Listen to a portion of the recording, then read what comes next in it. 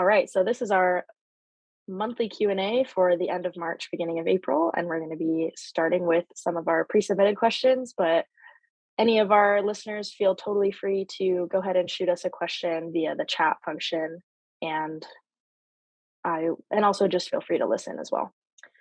All right, so Harry, our Bring first it. question is, Yep. why hasn't the DOJ even interviewed Trump or his inner circle re January 6th? How do they know there's no evidence of a crime if they refuse to investigate it? Thanks. Really good one.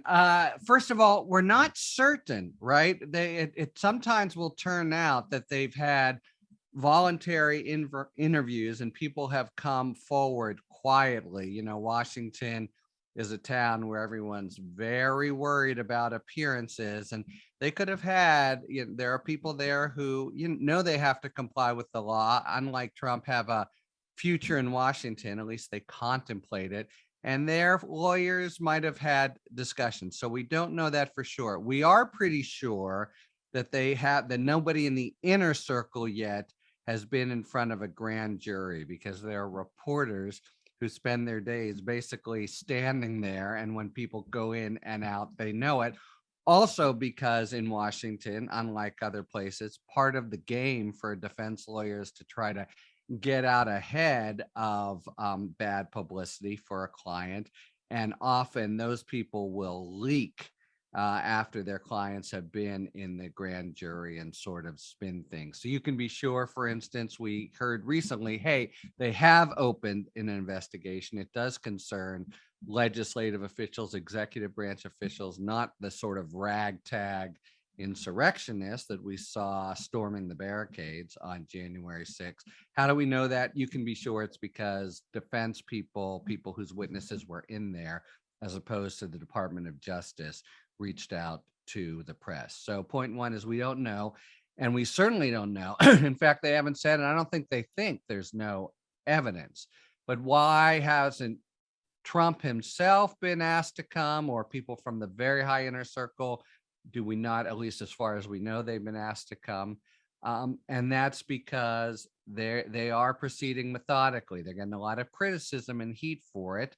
Maybe if they were really, if certain people were in charge, like Adam Schiff, they would leapfrog over the normal process and try to get very close to Trump and really focus in on him. But for now, they are, climbing a ladder of many rungs, and they're a fair bit away from the sort of inner, the highest circle of people whom they could put pressure on to cooperate and could potentially give information about Trump. One more thing is, as part of previous, it is one Department of Justice, and as part of previous proceedings, Flynn and Bannon and others were there, and some of the same assistant U.S. attorneys who are now working on the job there did talk to them, have a sense of what they'd have to say generally, if not about January 6th, know what sorts of witnesses they are.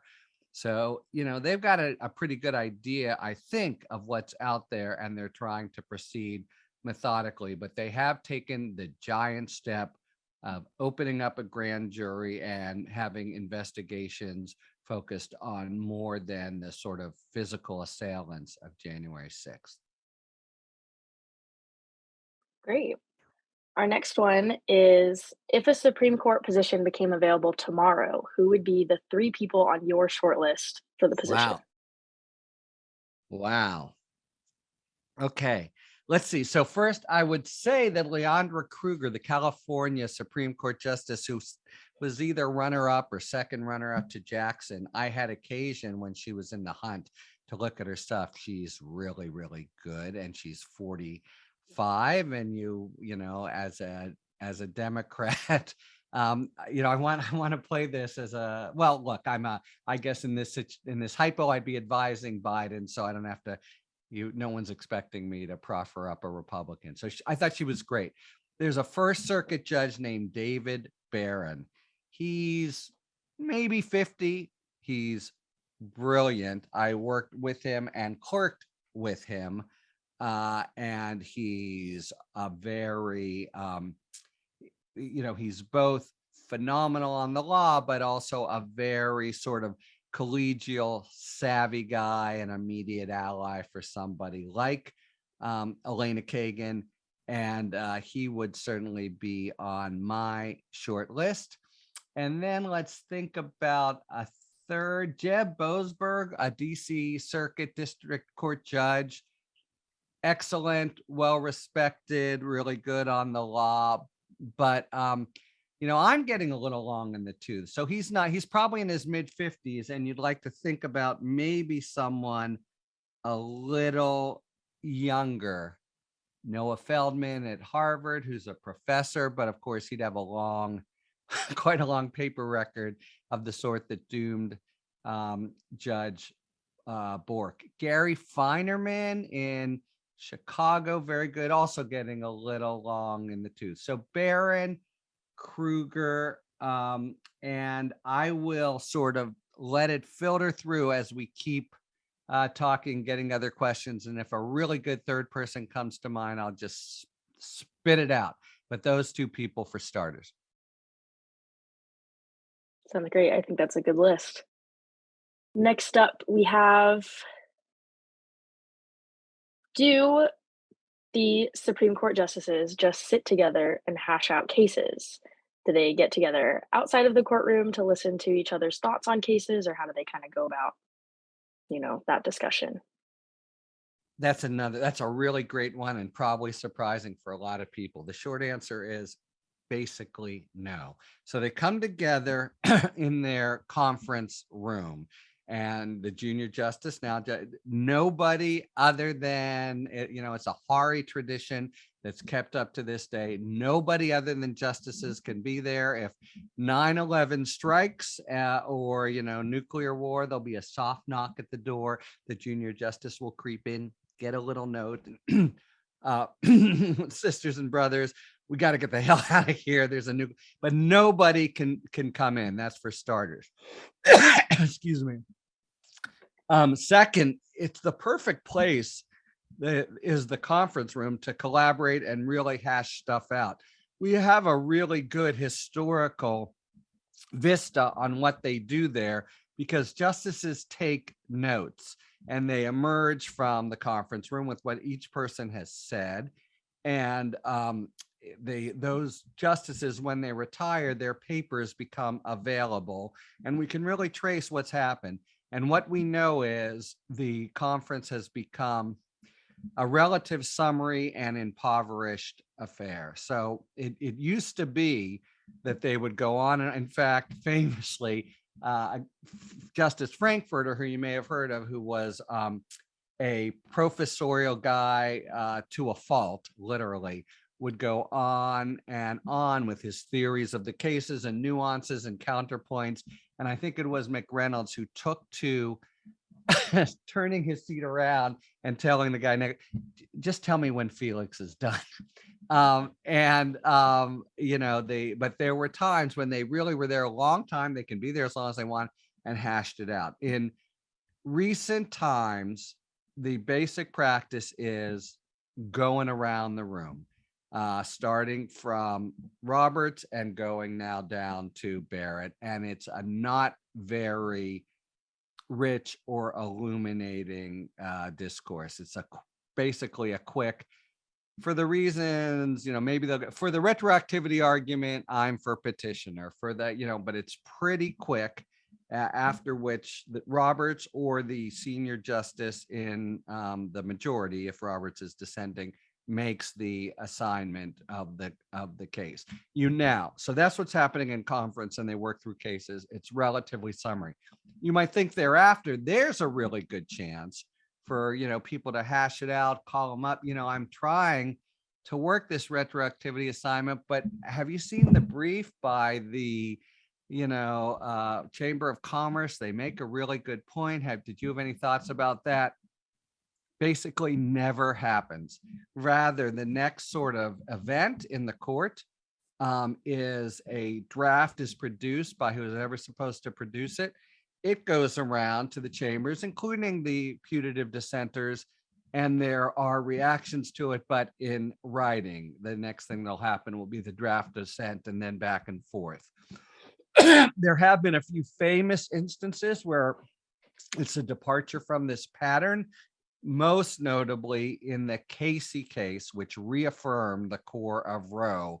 We know for a fact that in the summer before it was heard, O'Connor, Kennedy, and Souter had a series of discussions and meetings and basically committed themselves to preserving the core of Roe and to different points that they then took up. And I know of individual instances. I clerked for Justice Marshall and then later for Justice Kennedy. When I clerked for Justice Marshall, Justice Scalia was the new kid on the block, had just showed up. And he occasionally would walk over and walk into chambers and say, and, with some comments to make. And that quickly, the Chief Justice Rehnquist quickly poured cold water on that. His basic pitch there or position was, you need it in writing. You can't just sort of talk in the abstract. Oh, well, if you'll put it in writing, I can evaluate. And that is basically how they communicate. One final postscript to it. There is a robust kind of satellite communication among the clerks, where one clerk might even be dispatched by his or her justice to say, my guy's thinking about this, but wondering about that brief, or what did you think about this point? And then we'll carry it back. That actually happens. But what you might expect among 9 colleagues of the sort of continual, so sorry, swallowed something wrong, the continual back and forth and what about this and that doesn't happen. And what the most pungent kind of reactions are in the footnotes, especially in the majority to the dissent, where Justice Sotomayor claims blah blah blah, but that is and they can get pretty for them anyway down and pretty hard hitting. You would think that's the kind of thing that colleagues might prefigure with talking. They don't. So it's a pretty much of a written communication, and actual verbal back and forth is the exception. That's really interesting to learn about for sure. Still thinking about this third guy. Go ahead. We'll circle back. Next up, big one. Melissa Murray would be she'll never make it, but she was somebody who they thought about before. She's young, smart as hell, an NYU professor. I would, she'd be an excellent justice. Okay, sorry, go ahead. Will Putin be put on trial for war crimes? Another great one. Well, let me start with the case against him is or will be very strong. The commission of war crimes by Russia is essentially not in doubt. The most vivid and deplorable and heartbreaking being the torture and massacre, the rape and massacre, not simply the killing of, but the vicious killing of civilians. So that's a violation of the law of war. There is such a thing as the law of war, and war crimes prosecutions are basically for breaking that law. For example, why have we always claimed that terrorists are unlawful combatants and we can treat them in a certain way? It's simply because they don't wear uniforms and identify themselves as combatants. That's a violation of the law of war. Okay, killing civilians, a huge violation of the law of war. Do we think Putin could be shown to have ordered and intended it? Given the way the war has been prosecuted by them, his involvement, the whole kind of, you've seen the magisterial 30-foot table with him, at the end, he really is the commander in chief. The case would be strong, though it would require both a presentation of the facts, which I think they're already gathering, and intent evidence, as we talk about with Trump. That would be the hardest. Could he be able to claim, I didn't know, I just said, fight hard, etc. And you would need probably witnesses to say, of course he knew, etc. Now, that's all kind of academic, because what really determines the question is the basic raw fact of, can they get their mitts on him? And more likely than not, the answer is no. So a very strong precedent here would be Milosevic, who is put on trial for war crimes and convicted, but that's because there was regime change and his successors handed him over. More often, think of Libya, say, or Iraq. As long as the leader's in power, no one's there to do the first thing, that a criminal prosecution does, which is, the police arrest you and take you away. No one's doing that to Putin, but it probably means that he is an outlaw for the rest of his life. That is, he will spend it all in Russia or The Hague if he is somehow, turned over for prosecution. So that's the first and foremost, most, basic step, is they have jurisdiction over his conduct. They have a strong case and they could make it stronger, but they don't have jurisdiction over his person. And he knows this too. It may well be that it's been very hard for people to try to predict where he's going. And he seems like some, erratic and a bit of a madman. But if he is now aiming at a kind of a compromise where he takes land in the East and then tries to sue for peace, I think it's because if he goes to the mat and loses, we're talking about war crimes prosecution. So he needs to stay atop the government of Russia, and for that very reason, because otherwise he'll risk being, in the dock in The Hague. Yeah. Moving away from Russia and back to Justice Jackson. Mm-hmm. I mean, not Justice Jackson yet. Sorry, Judge Jackson. Yeah. I'm manifesting. How many votes do you think that Judge Jackson will get? For confirmation. Yeah. So I've been handicapping it, offering the Vegas over under. If you guys are, know about that way of betting, you pick a number and the person you're betting with has to go over under. I've been going at 53 for a while there, but how do you get there? So I think Graham is out and Collins is. There were 3 people who voted for her confirmation at the DC circuit. They were Graham, Murkowski, and Collins. Collins has already said she will support Jackson. Romney seems very possibly to, he's met with her after he's been open-minded. And in general, with the exception of a rabid handful of senators, and it's a big exception, Cruz, Hawley, Blackburn, and the like, even the people who are announcing their no votes are doing it in the most, in a way, it's more galling than anything. You've had Roy Blunt and Sass come out and say she's the greatest ever and then totally qualifying. This is going to be a great day for America. Oh, and I oppose her. And for reasons that just are pretty incoherent or blather.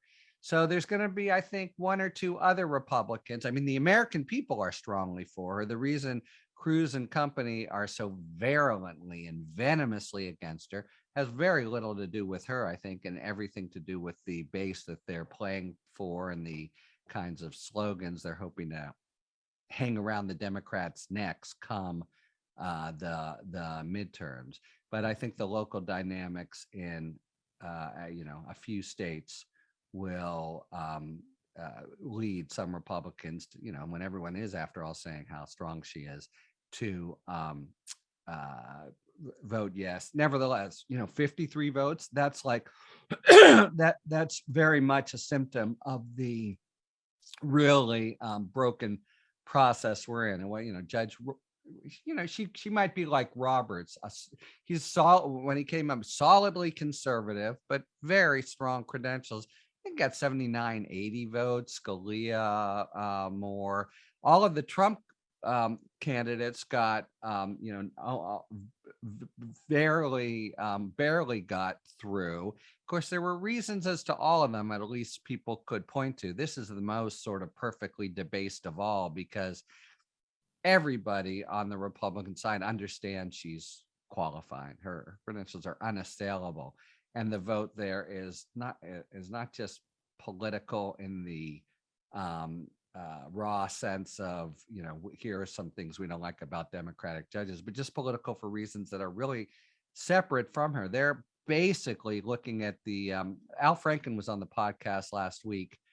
And his point was the Dems missed an opportunity because they were trying to safeguard and play defense on the nomination itself, and the Republicans were just looking for the midterms. So this is kind of the biggest outrage to date, in that they're overwhelmingly going to oppose her when there's just no reason to do so. The idea that it's payback for Kavanaugh is especially galling. Remember, at the time, their defense of Kavanaugh was not that these charges are outrage or are false.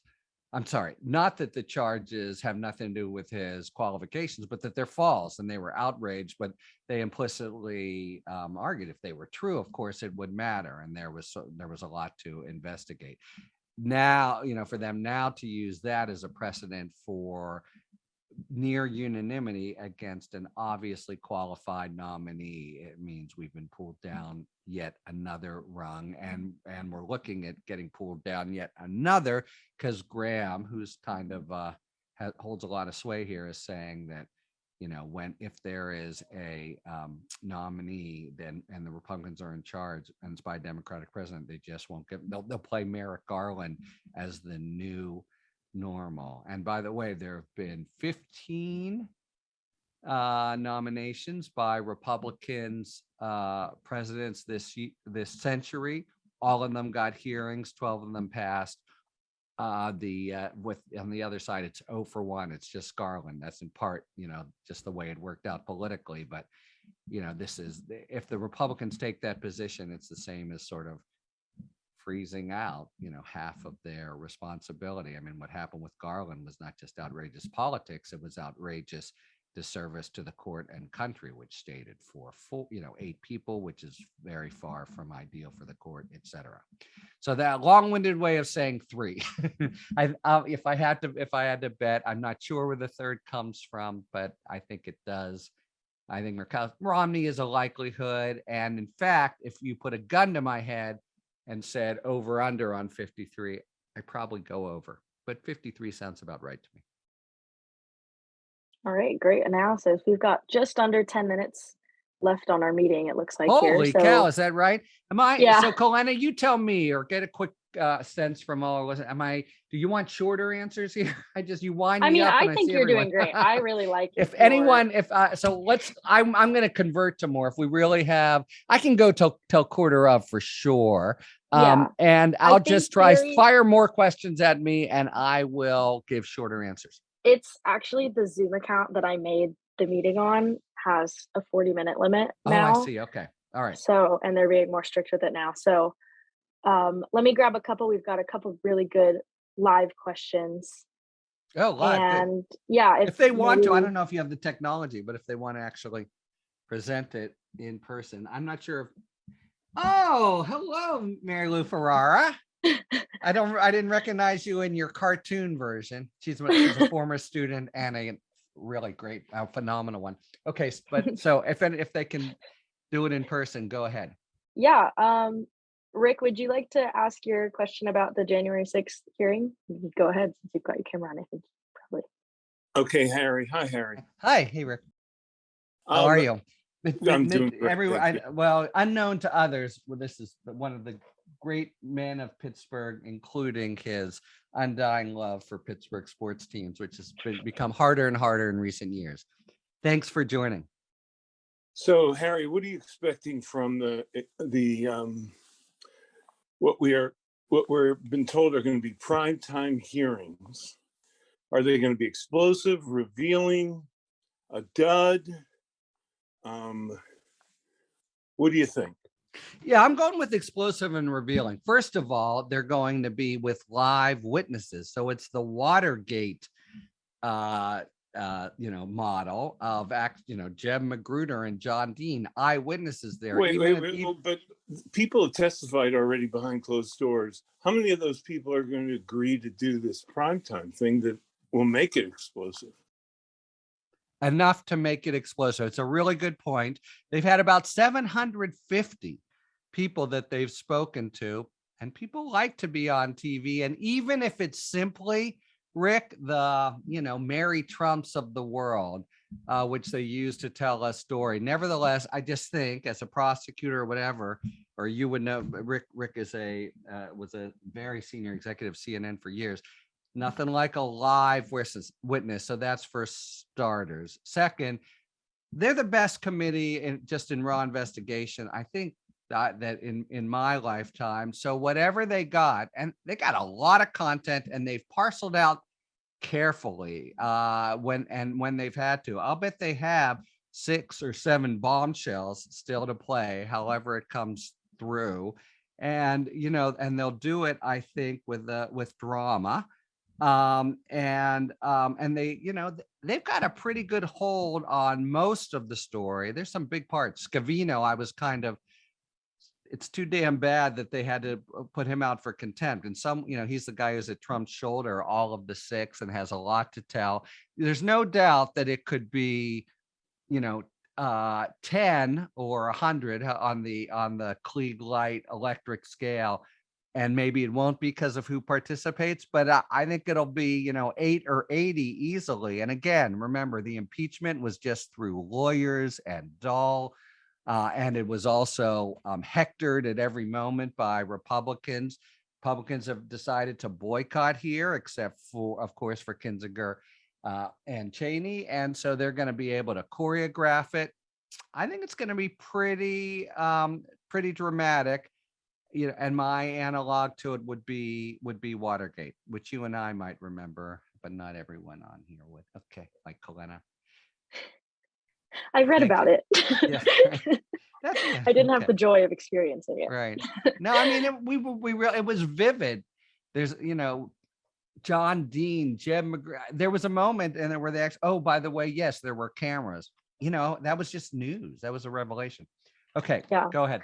All right. I think we're going to take one last question from Sally that she messaged me. But Sally, if you want to go ahead and pose that live, feel free. No, I went on Harry, too long for individual questions. I'll be shorter next time. Yes, Sally. Hey. That's all right. Sorry, I was getting a snack. I have a couple of questions in there. I think the most recent one was, does anyone in Washington think that Ivanka or Jared would give any information to the January 6th committee that it doesn't already have?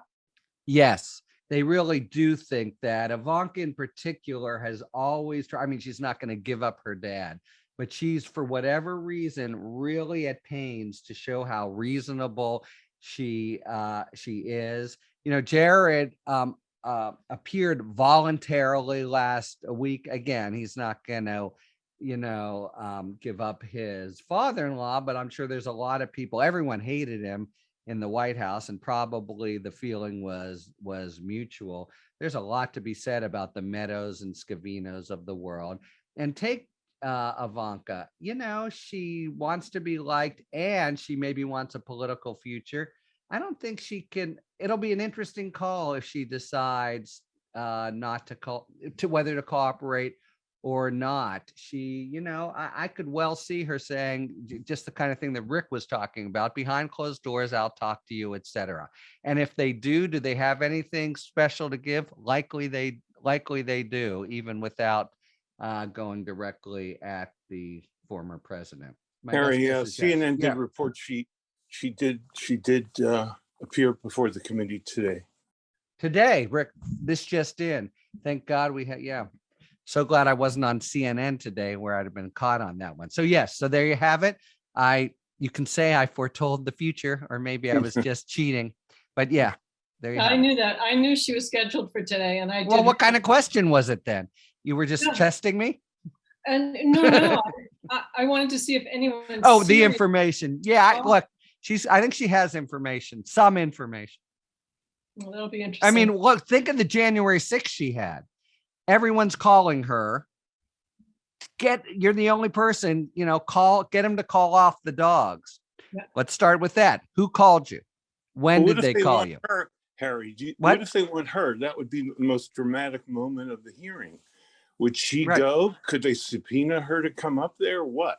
Well, a lot of people will be subpoenaed. And I think there's a category of people who will be subpoenaed and will make it so clear that they'll be boring or obfuscatory that they won't want to do it for TV. There'll be others, there's subpoenas and there's subpoenas. There'll be others who please subpoena me because I don't want to look too cooperative. But if you do, either out of because I want to or out of civic duty, I'll actually be candid. So yeah, I would predict with confidence that some of the people we'll see at the hearings will be under subpoena, but that doesn't mean they won't have some pretty good testimony to give. In general, they'll know in advance everything they're going to say, or they won't call them. They know that, every half hour of TV is really valuable.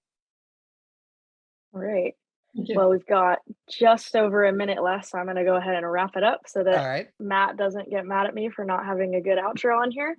We have time for no question. We don't even have a yes or no. I've given you my best on the third, Melissa Murray. Okay. That's good. I think we did really great. It was really great to be able to open this up to more people this month. It's been really great to have all the interaction, all the live questions being asked. That's super great. Really hope that we can do this again in the future. So at some point have it. And nice to see friendly faces. Yeah, nice to see familiar faces and everything. And even cartoon versions of saying. All right. Well, thank you all so much for attending, and we really hope you enjoyed it. And we will see you next time. Bye. Thank you. Bye. All right. Thank you. Bye.